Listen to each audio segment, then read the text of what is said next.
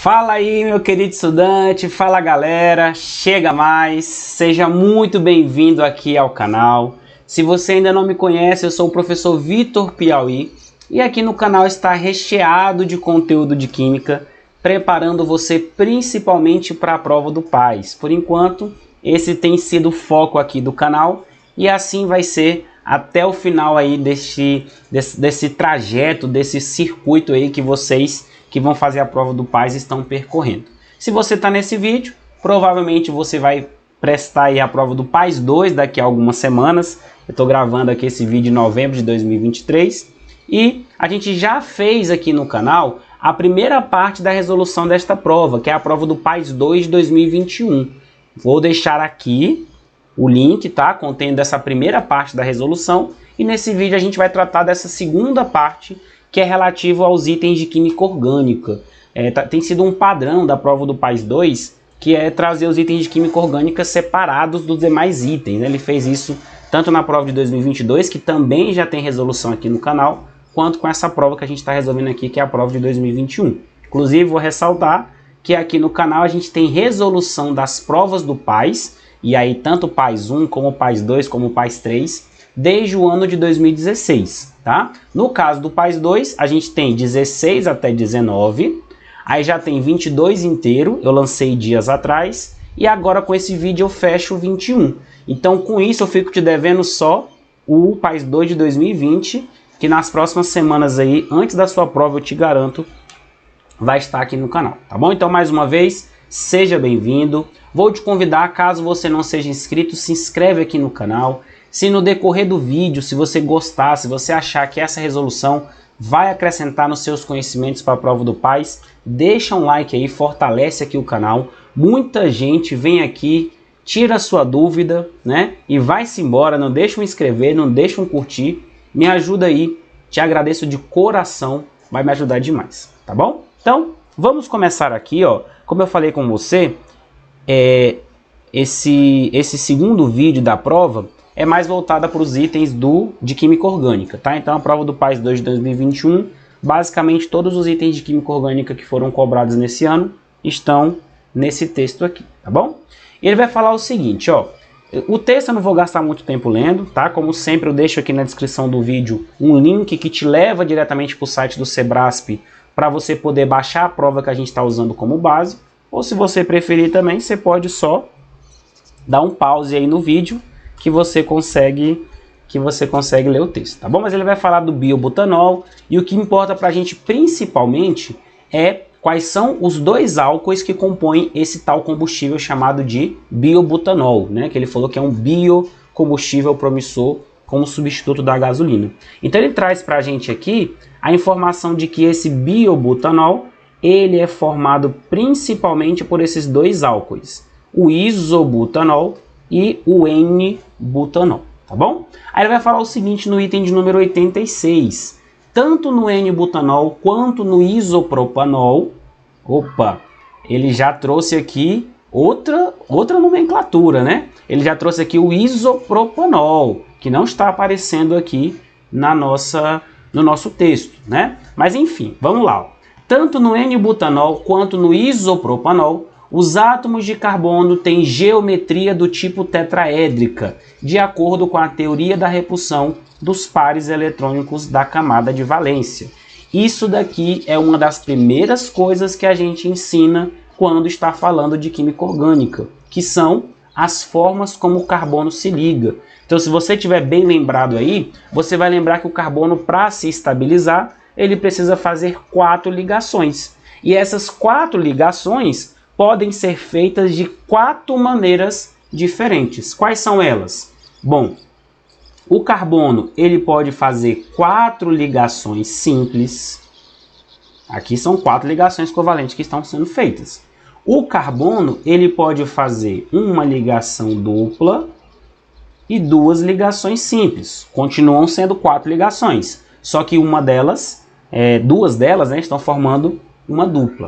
O carbono também pode fazer 2 duplas e ele também pode fazer uma tripla e uma simples. Professor, pode fazer ligação quádrupla, carbono com carbono? Não, tá? O limite é a ligação tripla. Então ele pode fazer somente ligações simples, aí ele vai ter que fazer as 4 simples. Ele pode fazer uma dupla e 2 simples, continuam sendo 4 ligações químicas. Pode fazer 2 duplas ou pode fazer uma tripla e uma simples. Quando isso acontece, a gente tem as geometrias, né? Então, por exemplo, quando o carbono faz 4 ligações simples, a gente fala que ele assume a geometria do tipo tetraédrica.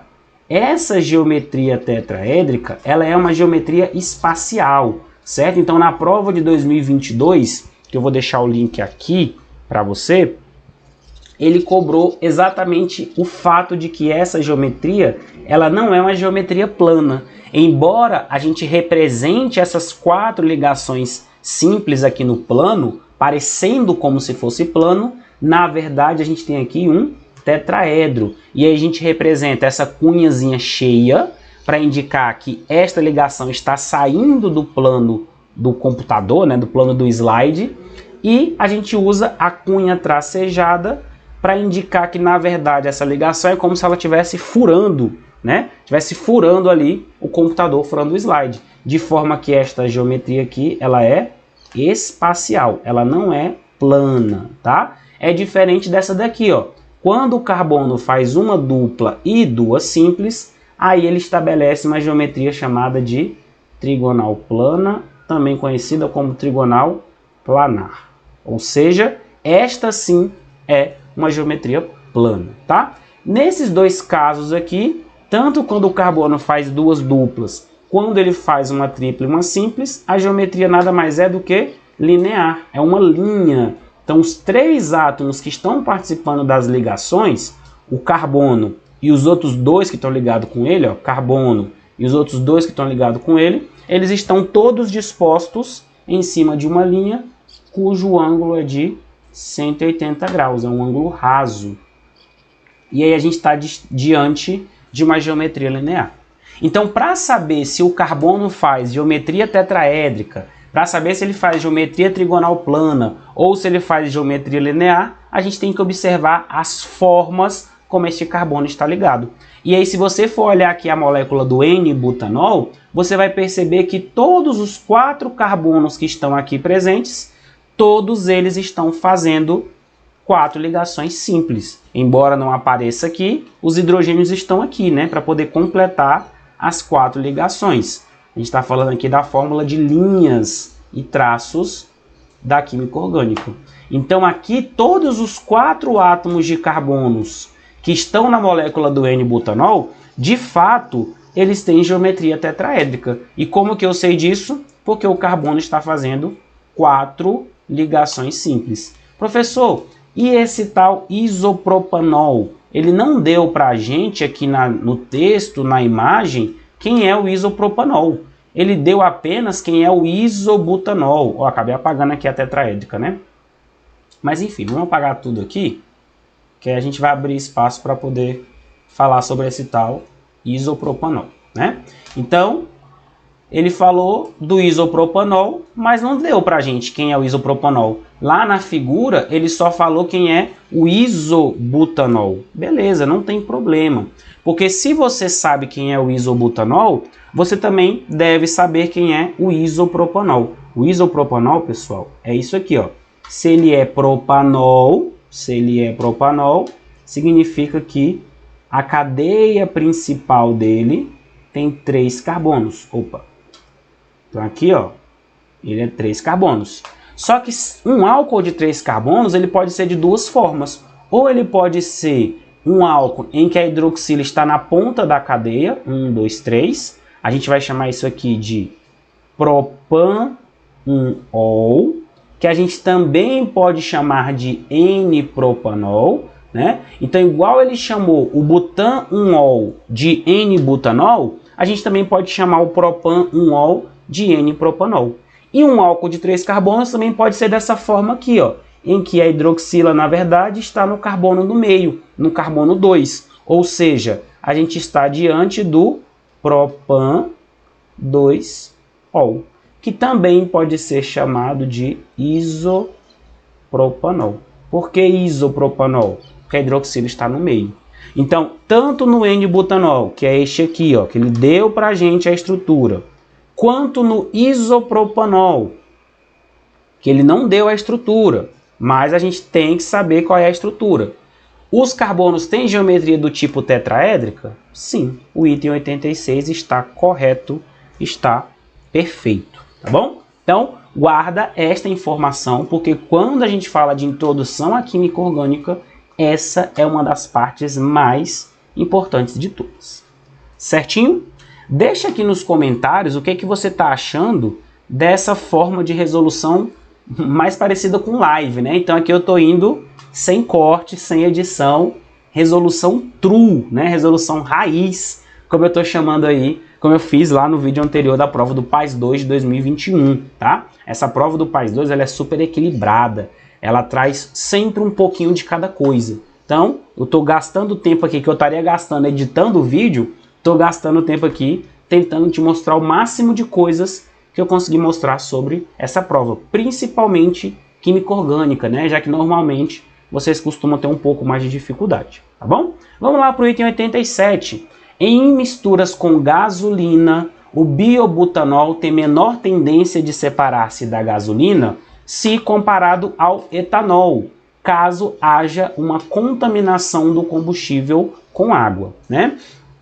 Então ele falou o seguinte, que o biobutanol tem menor tendência de separar-se da gasolina se comparado ao etanol. Então o que eu vou ter que comparar? Eu vou ter que comparar o biobutanol, que é uma mistura de dois álcoois, o isobutanol e o N-butanol, ambos com 4 carbonos, ó. Então tanto o N-butanol quanto o isobutanol, eles têm 4 carbonos. Então eu vou ter que comparar o biobutanol com o etanol. O etanol é um álcool de 2 carbonos, por isso que o prefixo dele é et. E aí, pessoal, quem é mais solúvel em água? Um álcool que tem 2 carbonos ou um álcool que tem 4 carbonos?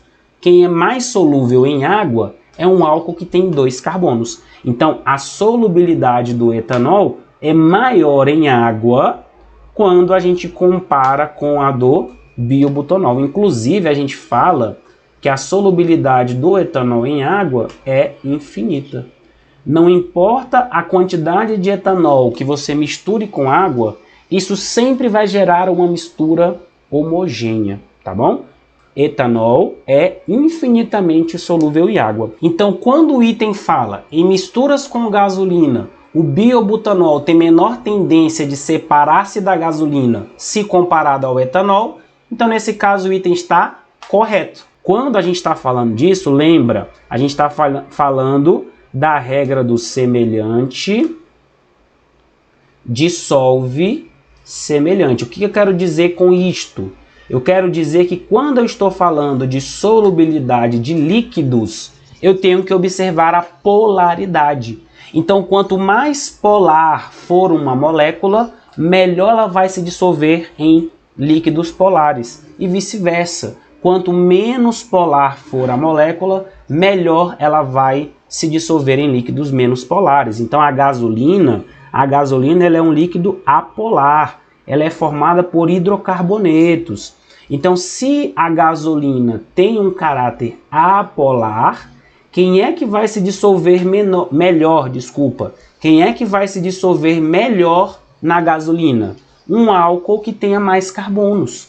Por mais que esses álcoois aqui eles sejam polares, tanto o biobutanol quanto o etanol, né? Os dois álcools são polares? São. Ambos se dissolvem na água? Sim.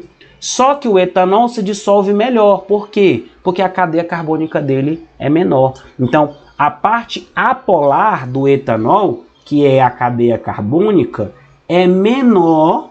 Então, ó, a parte apolar do etanol é menor do que a parte apolar do N-butanol.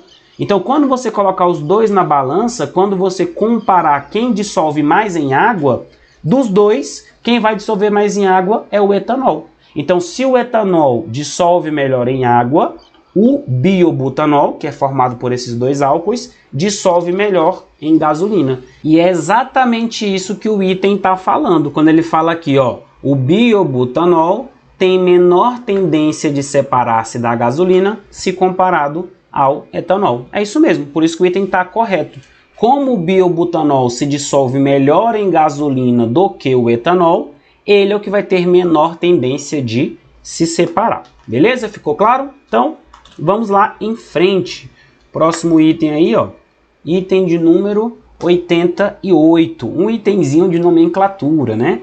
Não é tão comum assim a prova cobrar nomenclatura, mas perceba que ela pode cobrar. Então, por isso que é importante você ter claramente na sua cabeça as regras de nomenclatura. Aqui no canal a gente tem um vídeo, vou deixar o link para você aqui, contendo a base da nomenclatura da química orgânica, a nomenclatura dos compostos orgânicos, tá bom? Então, se você ainda tiver alguma dúvida, dá uma passada lá, diz lá o que é que você achou, e qualquer dúvida, deixa aqui nos comentários, lá, que eu vou ter o maior prazer em te responder, certinho? Ele falou o seguinte, ó, de acordo com as regras da IUPAC, o isobutanol recebe o nome oficial de 2-metilpropanol. É isso mesmo, ó.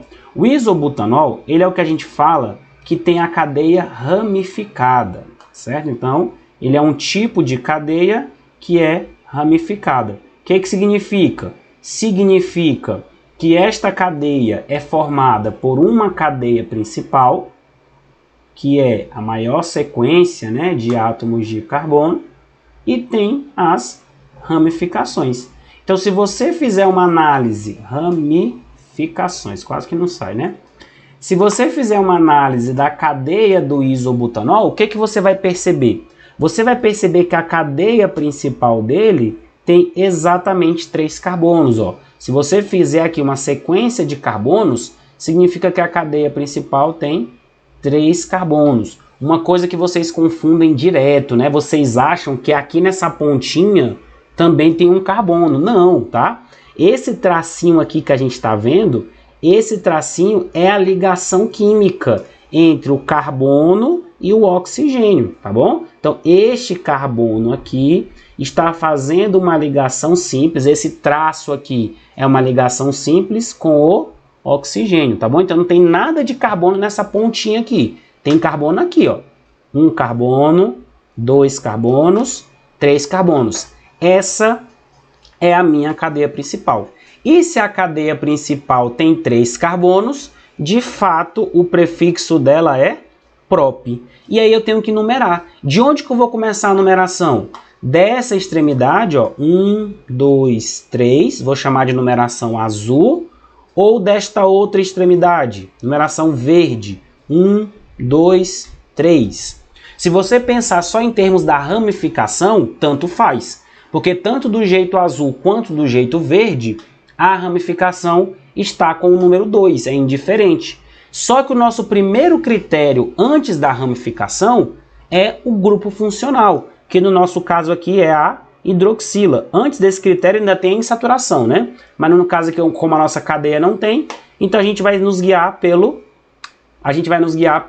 grupo funcional. Então não vou usar essa numeração verde, porque de acordo com essa numeração verde, a hidroxila está ficando com carbono 3, né? É um número maior do que o 1, se eu for pela numeração azul. Então não vou usar esta numeração verde e vou ficar com esta numeração azul, tá bom? Então o que eu tenho que informar no nome desta molécula? Bom, eu tenho que informar que no carbono 2 tem uma ramificação metil. E aí aqui até começou bem, né? Ele colocou aqui de fato, ó, 2-metil. Até aqui estava ok. Professor, quer dizer que o item é errado? É, o item é errado.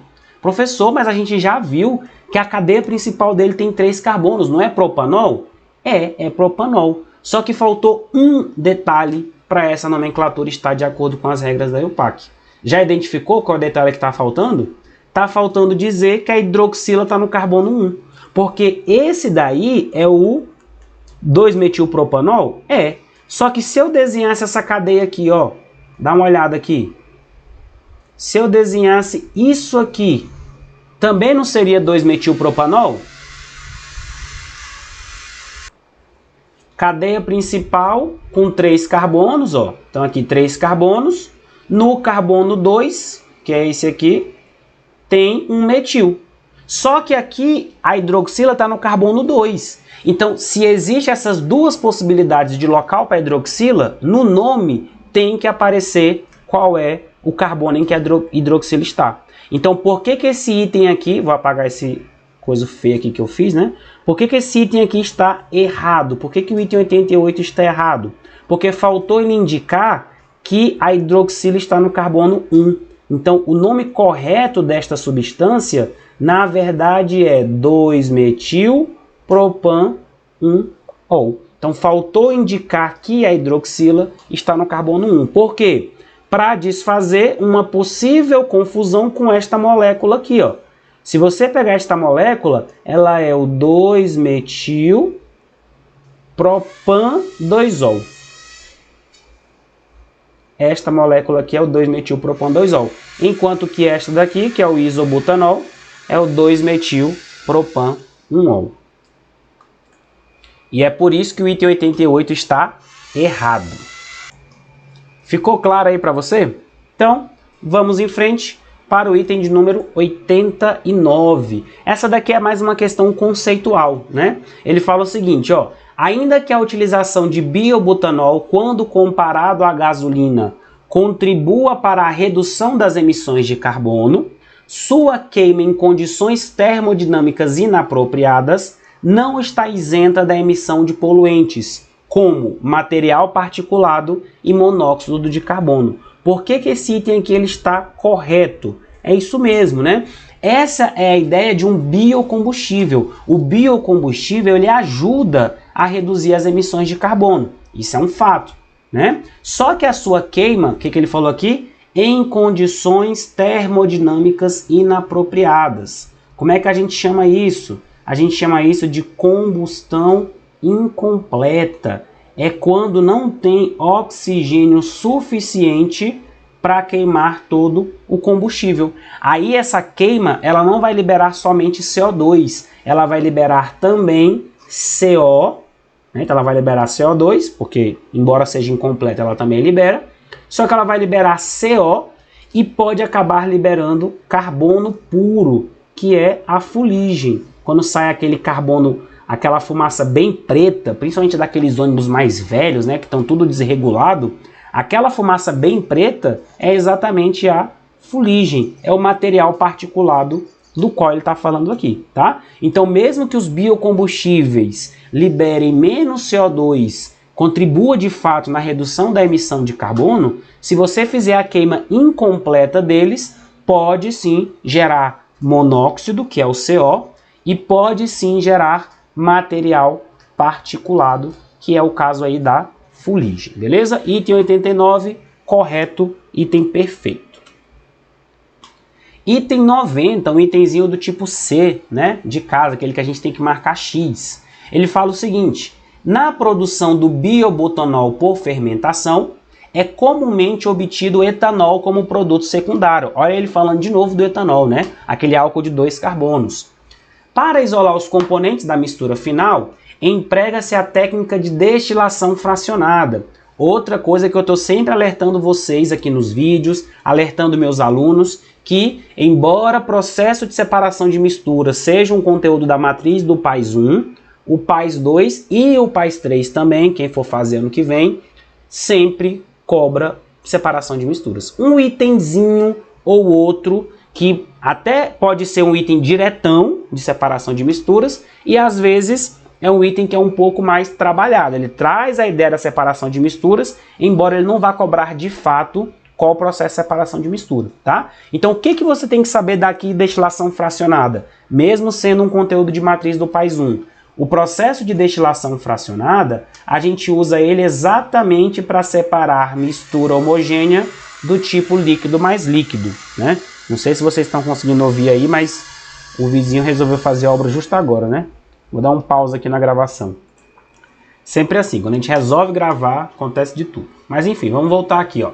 Então ele falou que, como eu estava falando, né? Destilação fracionada é um processo que a gente usa exatamente para separar líquidos. Por isso que ele vai usar destilação fracionada aqui. Porque ele vai separar o etanol, né? Que é um álcool, é um líquido, dos álcoois que compõem o bioetanol.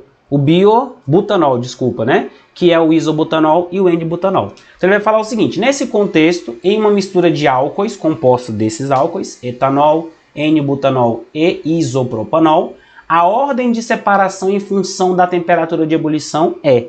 Essa é a segunda coisa que você tem que lembrar de destilação fracionada. Qual é a propriedade das substâncias que são diferentes que a destilação fracionada usa como base para fazer esta separação? É o ponto de ebulição. Então, lá na destilação fracionada, o que a gente faz? A gente aquece a mistura, aquele líquido que é mais volátil, ou seja, o que tem menor temperatura de ebulição, vai escapar primeiro. Então, vamos supor, né? Vou dar um exemplo aqui. Água e álcool. O álcool tem temperatura de ebulição 78. A água tem ponto de ebulição 100. Se eu pegar uma mistura de água e álcool e esquentar, o que vai acontecer? O álcool, que é o etanol, que é mais volátil. Por que ele é mais volátil? Porque ele tem a menor temperatura de ebulição, 78. Então, ele é quem vai ebulir primeiro. Então, como a água só vai entrar em ebulição a 100, o que vai acontecer? O álcool vai embora primeiro, a 78, e a água vai ficar. Esse é o princípio da destilação fracionada. E ele quer saber o seguinte: a ordem de separação em função da temperatura de ebulição. Ou seja, o que ele está perguntando para a gente no fim das contas? Ele quer saber a ordem da temperatura de ebulição. Então, quem tem o menor ponto de ebulição vai sair primeiro, o que tem ponto de ebulição intermediário vai sair segundo, e o que tem maior ponto de ebulição é quem vai sair por último, né? Então, o nosso trabalho aqui vai ser comparar as moléculas e decidir qual é o ponto de ebulição que é maior, qual que é o menor, qual que é o intermediário, beleza? Então, se a gente for pensar nos critérios, a gente tem o seguinte: os 3 líquidos são álcoois, ou seja, os 3 líquidos têm hidroxila. Os 3 líquidos fazem ligação de hidrogênio, que é o tipo de interação intermolecular mais forte de todos. Então, se você pensar só em termos de interação intermolecular, de certa forma eles vão estar empatados, porque eles 3, o isobutanol, o N-butanol e o etanol, né? Lembra que eu falei, né? Etanol, isobutanol e N-butanol, né? Se você pegar eles 3, os 3 são álcoois, os 3 fazem ligação de hidrogênio. Então, nesse critério, eles estão empatados. Então, o que a gente vai olhar agora? A gente vai olhar a massa, o tamanho da molécula, quantos carbonos cada um dos álcoois tem. E aí, se você comparar o etanol com esses dois aqui, ó, então deixa eu até colocar aqui, ó. Se você comparar o etanol com esses dois aí, o etanol tá aqui, o bichinho, ó. Só tem 2 carbonos, é o etanol. Então ele tá aqui. Então, se você for comparar o etanol com qualquer um desses dois, o etanol vai ter menor ponto de ebulição. Por quê? Porque ele só tem 2 carbonos. Então, a massa dele é menor do que tanto a massa do isobutanol do que quanto a massa do N-butanol. Vou colocar aqui, ó, etanol. Então, se você comparar o etanol com qualquer um deles, de cara, o etanol já vai ser o que tem menor ponto de ebulição. Por quê? Porque embora ele faça ligação de hidrogênio, assim como os outros, ele tem a menor cadeia, a menor massa. Então é muito mais fácil eu passar a molécula de etanol para o estado de vapor, esse é o conceito de ebulição, do que a molécula de isobutanol e a molécula de N-butanol. Perceba que lá nas alternativas ele também ainda colocou o isopropanol na jogada, né? Então eu também vou ter que comparar aqui o isopropanol, que é aquele álcool de 3 carbonos e que a hidroxila está no carbono 2, tá? Então, ele também vai entrar na jogada. Mas mesmo se você comparar o etanol com o isopropanol, até aí ele também vai ter menor ponto de ebulição. Por isso que de cara eu já vou cortar a letra B e a letra C, porque o etanol tem que ser o primeiro. Não importa se você está comparando com os butanóis, iso ou N, ou se você está comparando com o isopropanol.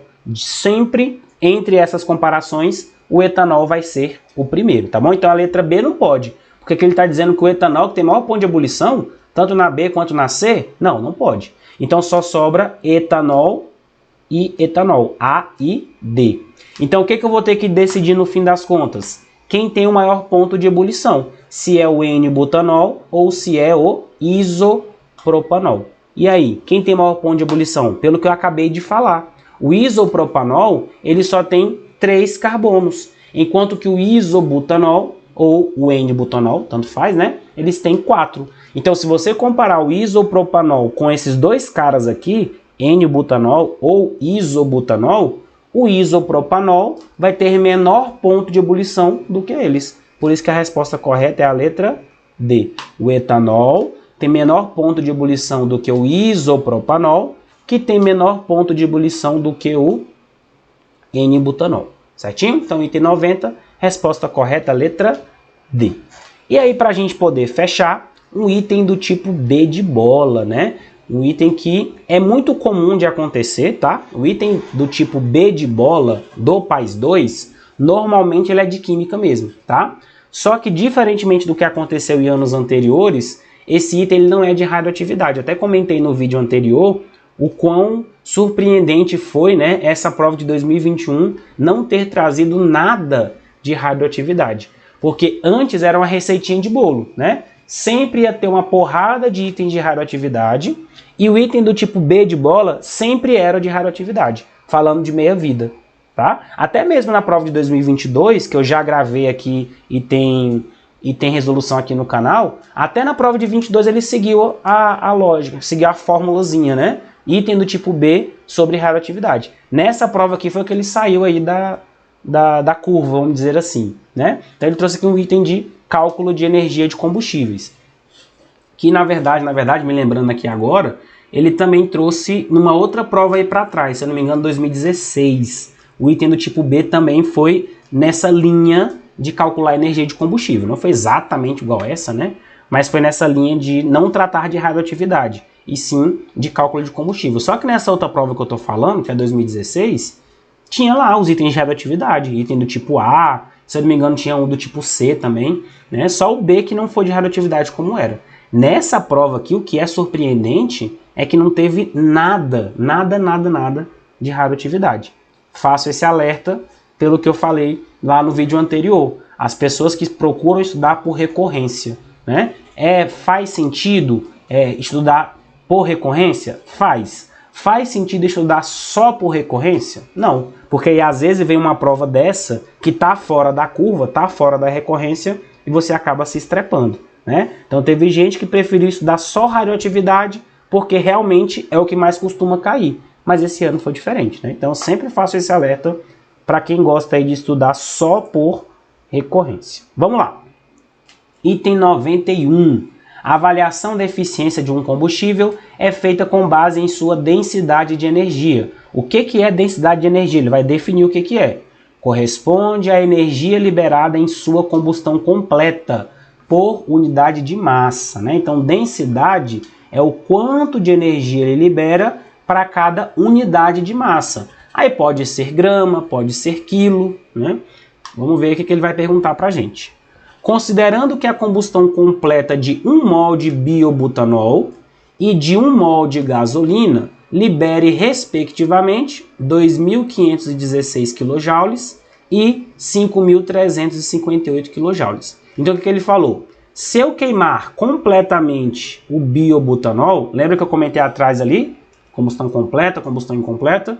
Então, o biobutanol vai liberar 2.516 kJ por mol de biobutanol. E 1 mol de gasolina vai liberar 5.358 kJ. Tá? Então ele deu por mol. Só que a densidade não é por mol, a densidade é por massa. Então em algum momento eu vou ter que transformar o número de mols em massa. Para isso eu preciso fazer o quê? Calcular a massa molar. Como na nossa prova tem tabela, para a gente não vai ser um problema. Basta a gente ir lá atrás na tabela, ver qual é a massa atômica dos elementos que estão presentes nessas moléculas e calcula a massa molar. Mas calma, a gente vai chegar lá. Nas condições termodinâmicas, parará. Tá. Calcule a densidade de energia em megajoules por quilograma. Olha que doideira, né? Ele deu quilojoules por mol e está pedindo para a gente calcular em megajoules por quilograma. Isso não vai ser problema para a gente, tá? Vou te mostrar daqui a pouco. De um combustível obtido pela mistura de 25% de biobutanol e 75% de gasolina. Então, o que ele vai fazer? Ele vai pegar o biobutanol, que a gente já viu lá atrás. Quem são os álcoois que compõem o biobutanol? É o isobutanol e o N-butanol. E aí isso para a gente não vai ser problema. Professor, mas quanto do biobutanol que é iso, quanto do biobutanol que é N? Não importa. Os dois têm a mesma massa. Ó. Se você voltar aqui, ó, a gente estava fazendo ali atrás, ó, o isobutanol ele tem fórmula molecular C4H10O.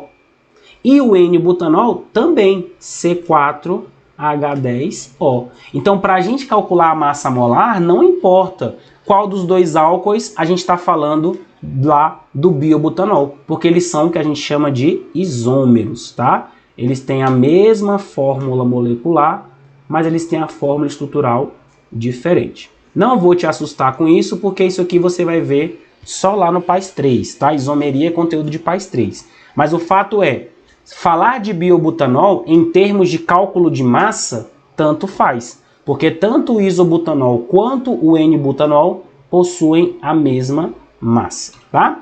Então, é isso que eu vou fazer aqui agora, ó. O meu combustível, ele vai ser formado por 25% de biobutanol, ou seja, ele é 25% de C4H10O, tá vendo? Não importa se é isobutanol ou se é N-butanol. Todos têm essa fórmula aqui, C4H10O. E é formado por 75% de gasolina. Aí ele falou para a gente considerar que a gasolina é formada só por isoctano. E deu para a gente a fórmula, né? Que é o C8H18. Então ele quer que você calcule a densidade energética desse combustível aqui, ó. Esse combustível que é formado pela mistura de dois outros combustíveis. Então o que eu vou calcular aqui? Deixa eu apagar ali em cima para não te confundir, né? O que eu vou ter que calcular? Bom, eu vou ter que voltar lá em cima e calcular quanto que é a quantidade de energia que cada um desses combustíveis libera por quilograma, tá? Para isso, como eu já comentei lá atrás, a gente vai ter que calcular a massa molar. Então eu vou calcular a massa molar do butanol, que é C4H10O, não importa se é o iso ou se é o N, e eu vou calcular a massa molar do isoctano, que é C8H18. Para isso, o que eu tenho que fazer? Ir lá atrás na tabela e pegar os valores. Quanto que vale o carbono? O carbono vale 12. Como eu tenho 4 átomos de carbono, então é 4 vezes 12. Quanto que vale o hidrogênio? O hidrogênio vale 1, mas eu tenho 10 hidrogênios, então é 10. E quanto que vale o oxigênio? O oxigênio vale 16, mas eu tenho só um oxigênio, então ele vai contribuir com 16. Essa é a massa molar do butanol. Então quanto que vai dar isso aqui? Isso aqui vai dar 48, que é 4 vezes 12, mais 10 vai dar 58, com mais 16, 74. Então, o biobutanol tem massa molar de 74 gramas por mol. Significa que em cada mol desse cara, eu tenho 74 gramas. Como ele me deu aqui que ele libera 2.516 kJ por mol, é a mesma coisa de eu falar que ele libera 2.516 kJ para cada 70 gramas. Então, isso daqui vale para o biobutanol. E para calcular a massa molar do isoctano, mesma coisa, o carbono vale 12, só que eu tenho 8 carbonos. Então, é 8 vezes 12, que vai dar 96. Com mais 18, que é a massa molar do... Não é a massa molar do hidrogênio, né? A massa molar do hidrogênio é 1, mas eu tenho 18 hidrogênios. Então, vai ficar 96 com mais 18, vai dar 114 gramas por mol. 114 gramas por mol. Significa o quê? Significa que a cada 114 gramas de gasolina queimadas, vai liberar para a gente 5.358 quilojoules de energia, tá bom? Professor, como é que eu vou fazer para transformar quilojoules por grama em megajoules por quilo? E se eu te falar que elas são equivalentes? Que numericamente elas são iguais? Porque se você pegar aqui, ó, megajoule por quilograma. O que é o prefixo mega? Mega é o prefixo 10 à sexta, tá? Então, quilo, 10 à terceira. Mega, 10 à sexta. Giga, 10 à nona. Tera, 10 à 12, tá? Então, o mega, ele é 10 à sexta joule, que é a mesma coisa que 10 à terceira quilojoule. Porque o quilo não é 10 à terceira? Então, 10 à terceira com 10 à terceira, 10 à sexta. Então, 1 megajoule é a mesma coisa que 10 ao cubo quilojoules. E o que é o quilograma? Não é 10 ao cubo do grama? Então, eu posso cortar o 10 ao cubo com o 10 ao cubo. Significa que megajoules por quilo é a mesma coisa que quilojoules por grama. Então, eu vou fazer todo o cálculo ali em cima em quilojoules por grama. Numericamente, vai ser a mesma coisa que megajoule por quilo, tá bom? Então, olha só, qual que é a densidade energética do biobutanol em megajoules por quilo? É só eu dividir a energia, que é 2.516. Já vou colocar aqui, ó, megajoule, porque vai ser a mesma coisa, né? Divididos por 74 gramas. Como eu estou falando de megajoules, eu vou falar de quilo, certo? Se fosse quilojoules por grama, ia ser o mesmo valor, tá? 2.516. Deixa eu tirar esse ponto aqui, para você não achar que é duas vezes, né? É 2.516 dividido pela massa molar, que é 74. Aí eu vou fazer essa conta, esse valor aqui vai dar, sabe quanto? Ó, deixa eu fazer aqui. 2.516 divididos por 74. Vai dar 34. Então aqui significa que a densidade energética do biobutanol é de 34 megajoules por quilograma, que é a mesma coisa que quilojoules por grama, tá? Fica claro isso. As unidades são equivalentes entre si. Aí eu vou fazer o mesmo processo para a gasolina. 5.358 megajoules divididos por 114 quilos. É a mesma coisa que quilojoule sobre grama, tá? Pelo amor de Deus, coloque isso na sua cabeça.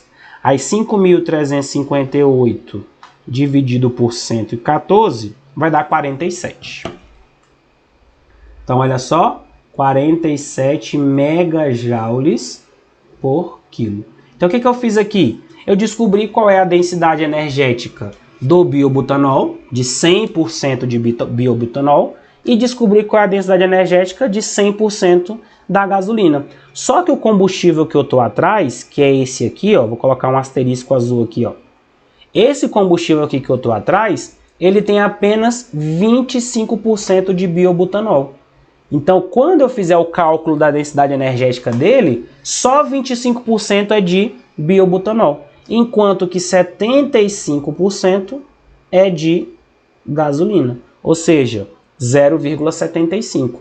Aí, quando você fizer esta conta, você vai achar que, por causa do biobutanol, ele vai ter uma densidade energética de 8,5. Então, a parte dele que é de biobutanol, que é só 25%, equivale a 8,5 megajoules por quilo. E a parte que é da gasolina, que é 75%, é 47 vezes 0,75, que vai dar 35,25. Ah, professor, já vou logo arredondar aqui para 35,3. E aqui eu posso até arredondar para 9 se eu quiser. Cuidado, tá? Não faça isso na prova do PAS. Especialmente em itens assim, do tipo B de bola, tá? Porque isso aqui, se você arredondar, vai fazer você errar. Quer ver, ó? Vou fazer sem arredondar. 35,25, aí vou ter que somar, né? Mais 8,5. Sabe quanto é que vai dar essa conta aqui, ó? Isso aqui vai dar mais 8,5. Vai dar 43. Cadê minha caneta? Isso aqui vai dar 43,75 megajoules por quilograma. Aí o que a questão está mandando fazer para você marcar no cartão resposta? Multiplica o resultado encontrado por 10 e, após efetuar os cálculos, despreze para a marcação no cartão de resposta a parte fracionária. Eu vou multiplicar o resultado por 10, vai dar 437,5. Eu vou dispensar a parte fracionária e vou marcar no cartão 437, que é o gabarito, tá? Centena é 4, dezena é 3 e unidade é 7. É isso que você vai marcar, tá? Se você arredonda ali, sabe o que vai acontecer, ó? Só um simples arredondamento. Se você arredondar isso aqui para 35,3, aí vai ficar assim, ó. 35,3 mais 8,5 daria 43,8. Olha aí você perdendo o item do tipo B inteiro porque você arredondou. Arredondou de forma errada. Olha que curioso, né? Então, se você arredondasse aqui, não estou nem falando de arredondar o 8,5 para 9, né? Que é um arredondamento maior, né? É de meio ponto. Estou falando só de arredondar de 0,25 para 0,3. Você já erraria o item do tipo B inteiro só por arredondar, tá? Então, cuidado, não arredonda antes da hora, né? Com isso, a gente encerra essa prova aí do PAS 2 de 2021. São 2 vídeos, esse é o segundo, acabou ficando um pouquinho mais longo, mas essa é a ideia, que a gente realmente vá discutindo, que a gente vai mostrando as teorias. Gostaria demais de saber a sua opinião sobre essa aula, se você gostou, se você entendeu, se você ficou com alguma dúvida, te agradeço demais. Se você chegou até aqui, deixa um like, deixa um curtir nesse vídeo aí, se inscreve no canal e manda ele para mais pessoas que você tem certeza que vão se beneficiar do nosso conteúdo. Muito obrigado de coração e até uma próxima.